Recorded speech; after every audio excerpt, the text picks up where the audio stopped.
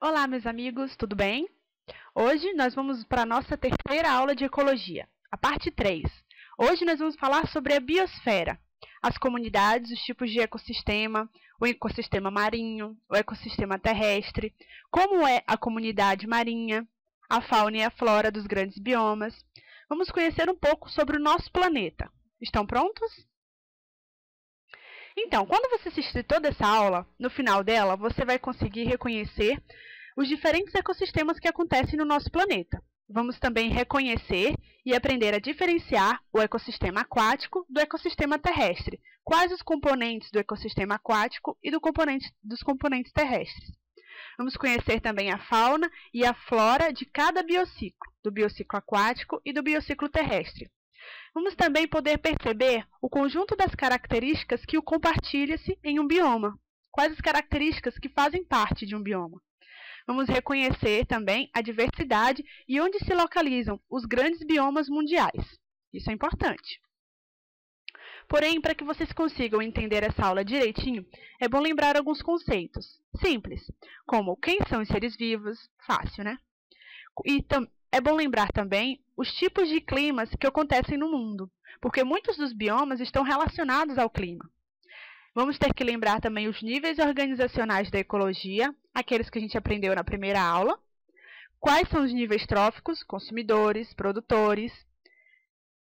Vamos precisar lembrar também os ciclos biogeoquímicos, o ciclo do oxigênio, o ciclo do carbono, da água. É importante para entender umas partes dessa aula.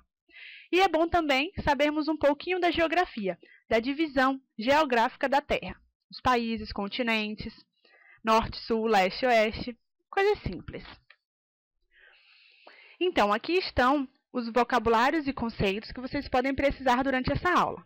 Se vocês tiverem alguma dúvida de algum conceito, deem uma pausa, voltem a esse slide e consultem a dúvida.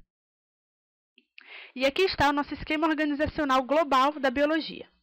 Nós estamos na ecologia, o último assunto da biologia. E aqui o nosso esquema organizacional global da ecologia.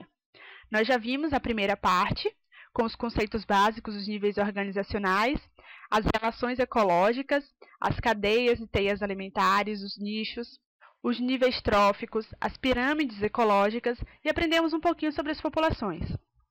Já vimos também o que é sucessão ecológica e quais os ciclos biogeoquímicos que ocorrem no nosso planeta. E conhecemos também os fatores abióticos, que influenciam diretamente a vida na Terra. Hoje nós vamos para a nossa terceira parte, que está relacionado à distribuição dos organismos na biosfera. Os ambientes aquáticos, as comunidades marinhas, e o epinociclo, que é o ambiente terrestre. Vamos conhecer todos os seus biomas. Na próxima aula, na última aula de ecologia, nós vamos conhecer os biomas brasileiros e os tipos de poluição. Vamos lá? Onde os organismos estão distribuídos na biosfera? A biosfera, gente, nada mais é do que o conjunto de ecossistema. São as regiões da Terra onde se é possível encontrar seres vivos. Ou seja, a gente sabe que os seres vivos estão por todos os lugares. E isso representa a biosfera. A biosfera pode ser dividida em epinociclo, que representa os ecossistemas terrestres, o talassociclo, que está associado aos ecossistemas marinhos, dos mares e oceanos, e o liminociclo, que corresponde ao ecossistema dulcícola, de rios e lagos, como a gente pode ver no exemplo nas fotos aqui embaixo. Vamos conhecer o ambiente aquático. O meio aquático apresenta algumas particularidades, porque os organismos são próprios daquele ambiente, apresentando condições abióticas, fatores não vivos, que são específicos àquele ecossistema. Os animais que vivem no meio aquático são chamados de hidrófilos. Hidro, que quer dizer água, e filo, que quer dizer afinidade. Então, são animais extremamente dependentes da água. Logo, suas necessidades abióticas são específicas, como o teor de salinidade, por exemplo, luminosidade e o oxigênio da região em que eles vivem. As comunidades do meio aquático recebem algumas denominações de acordo com o modo como elas vivem na coluna d'água. Existem o plâncton, que são animais que se deslocam passivamente na água, ou seja, eles não possuem o poder de se locomover contra a correnteza. Então, são animais que ficam como se estivessem flutuando na água. São arrastados pelas ondas e pelas correntes marinhas. Apesar de alguns possuírem movimentos, esses movimentos são fracos para que eles consigam vencer a correnteza. Um dos exemplos são os seres microscópicos, como o fitoplâncton, o zooplâncton, as larvas de alguns animais marinhos, e como exemplo, o camarão pequenininho, que apesar de se locomover, ele não consegue se locomover contra a correnteza. Então, ele é um animal planctônico. Existem dois tipos de plâncton. O fitoplâncton, que está relacionado aos organismos que são autotróficos, ou seja, aqueles que realizam fotossíntese, e o zooplâncton, que são os heterótrofos, que não produzem seu próprio alimento. Um outro tipo de comunidade é o nécton. O nécton são aqueles seres que conseguem se movimentar contra a correnteza, que são ativos, que são capazes de nadar, como os mamíferos aquáticos, os peixes, as tartarugas marinhas e todos os animais que se locomovem ativamente na água. E por fim, temos a comunidade dos bentos. Os bentos são os seres que vivem no leito do mar. Alguns podem ser fixos, que estão presos ao substrato, que são considerados organismos sésseis, fixos, como por exemplo, algumas algas, as esponjas, ostras, cracas, algumas anêmonas, que estão presas. E os bentos correspondem também aos animais que conseguem se locomover, mas no fundo do solo aquático, como caranguejos, estrelas do mar, siris, caramujos e outros. E aqui estão representadas as três comunidades marinhas. O fitoplâncton, aqui no começo, com os organismos que não são capazes de nadar ativamente. Os nécton, representando os peixes e os animais que conseguem nadar ativamente.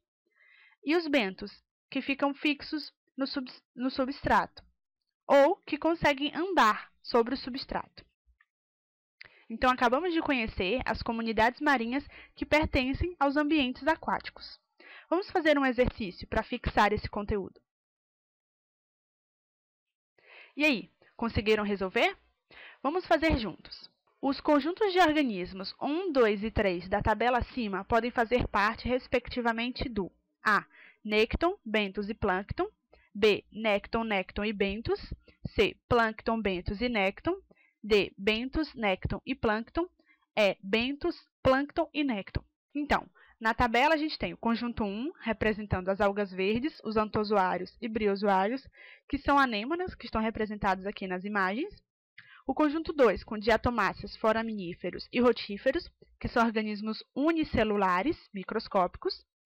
E o conjunto 3, que são os peixes, cefalópodes, que são as lulas e polvos, e crustáceos decápodes, que são, por exemplo, as lagostas. Aqui temos um esquema para nos ajudar a chegar à resposta e a tabela. Quais animais dessa tabela podem ser planctônicos, ou seja, que não conseguem nadar ativamente? São as diatomáceas, os foraminíferos e os rotíferos, que são animais microscópicos unicelulares. Logo, eles flutuam na coluna d'água e não conseguem vencer as correntezas. Então, o conjunto 2 é representado pelos plânctons. Quais desses podem ser sésseis, ou seja, que estão presos no substrato? São as algas verdes, que são as plantas marinhas, os antozoários e os briozoários, que são as anêmonas. Então, o conjunto 1 representa os bentos. E quais desses animais podem nadar ativamente? Os peixes, a gente sabe disso, os cefalópodes e os crustáceos decápodes, que são as lagostas, por exemplo. Então, o conjunto 3 representa o nécton. Qual a resposta? Temos o conjunto 1, os bentos, o conjunto 2, os plânctons e o conjunto 3, o nécton. Logo, a nossa resposta é a letra E, bentos, plâncton e nécton. Acertaram? Vamos então para mais um exercício. Tente fazer sozinho. E aí, conseguiram? Vamos fazer juntos. Vamos ler com as palavras-chave. 2. Assinale a alternativa correta quanto aos ecossistemas aquáticos. A. O plâncton é constituído por organismos que flutuam na superfície da água. B. Os produtores aquáticos geralmente possuem uma biomassa maior que a dos consumidores. C. O nécton é formado por organismos que vivem no fundo da água. D. Tanto o fitoplâncton como o zooplâncton são capazes de realizar fotossíntese. E. O bentos é constituído por organismos que nadam ativamente no meio da coluna d'água. Fácil, né? Vamos à resposta. Nosso esquema, para nos ajudar. E letra A. O plâncton é constituído por organismos que flutuam na superfície da água. Falso. Os plânctons, eles flutuam, gente, na coluna d'água. Eles não ficam sobre a água, eles ficam na coluna d'água. B. Os produtores aquáticos geralmente possuem uma biomassa maior que a dos consumidores. Verdadeiro. Como vocês sabem, os produtores são os organismos autótrofos. Logo, eles obrigatoriamente devem apresentar uma biomassa maior que a dos consumidores. C. O nécton é formado por organismos que vivem no fundo da água. Falso, como a gente sabe, os néctons são organismos que nadam ativamente na coluna d'água, como os peixes. Então, não vivem no fundo da água. D. Tanto o fitoplâncton como o zooplâncton são capazes de realizar fotossíntese. Falso também. Somente o fitoplâncton é que é capaz de realizar fotossíntese. Por isso, o prefixo fito está relacionado às plantas. Então, realizam fotossíntese. O bentos é constituído por organismos que nadam ativamente no meio da coluna d'água. Falso também. Os bentos são os animais que vivem no fundo, no substrato. Eles estão presos ou são caminhantes no fundo aquático. Então, a nossa resposta correta é a letra B.